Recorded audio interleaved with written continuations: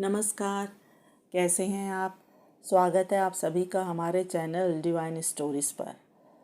पंढरपुर में एक भगवत भक्त रहा करते थे। पति का नाम राका और पत्नी का नाम बांका था। अत्यंत ही गरीब थे।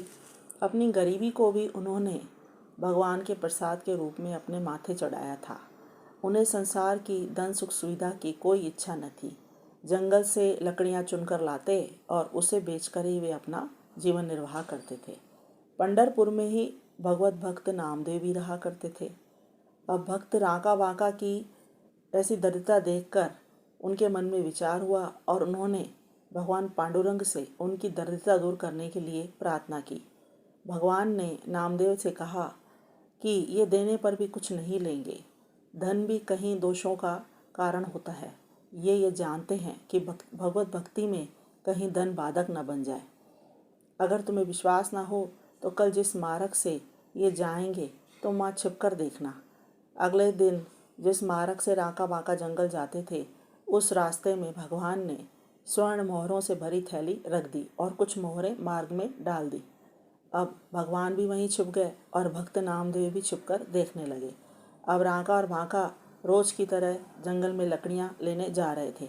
भक्त राका अपनी पत्नी से थोड़ा आगे चल रहे थे। भगवान का भजन गुनगुनाते जा रहे थे। बड़े ही आनंदित थे। उनकी पत्नी उनसे थोड़ा पीछे चल रही थी। तो भक्त राका ने देखा कि भाई मार्ग में स्वर्ण मोहरें पड़ी हैं और एक थैली भरी पड़ी है मोहरों से।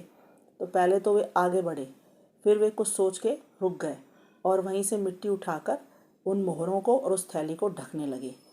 इतने में ही उनकी पत्नी भी उनके पास पहुंच गई। अब बांका ने अपने पति से पूछा कि भाई आप ये क्या कर रहे हैं? तो पहले तो राका ने जवाब नहीं दिया। पत्नी ने दोबारा पूछा तो भक्त राका बोले कि है ना, यहाँ ये स्वर्ण मोहरों से भरी थैली पड़ी है। स्त्रियों को सोने की लालसा रहती है और धन भगवत भक्ति में बाधक होता है। मैंने विचार किया कि कहीं तुम्हें इन्हें लेने का लोभ न हो जाए, इसीलिए मैं इसको मिट्टी डाल के ढक रहा था। अब उनकी पत्नी बांका हंसने लग गई। बोले, स्वामी आप मिट्टी के ऊपर ही मिट्टी डाल रहे हैं, सोना भी तो मिट्टी ही है। यह सुनकर भक्त राका आनंद से हर्षित हो गए और अपनी पत्नी को बोले, धन्य हो तुम, तुम्हारा वैराग्य भी तुम्हारे नाम की तरह बांका है। मेरे मन में तो फिर भी सोने और मिट्टी में भेद है, लेकिन तुम्हारे लिए तो माटी और कंचन एक समान है।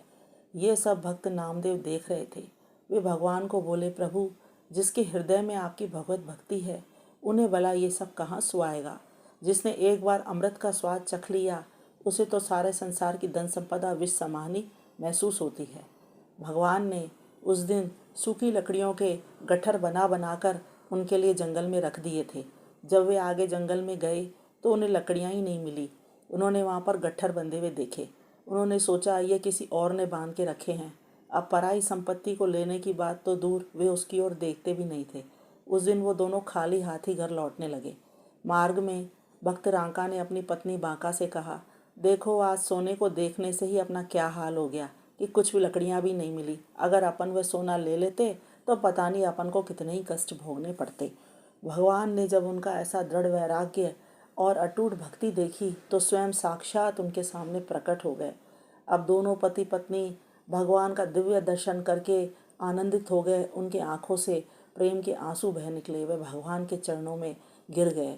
धन्य है ऐसे भगवत भक्त जो अपनी गरीबी में भी भगवान के भजन में ऐसे लीन रहते हैं और जिन्होंने उस प्रभु परमात्मा के साक्षात दर्शन अपनी अटूट भक्ति और निष्ठा से पाए। कैसी लगी आपको आज की कहानी? हमारे चैनल को सब्सक्राइब करिए, वीडियो को लाइक करिए और हमारा प्रोत्साहन बढ़ाइए। धन्यवाद।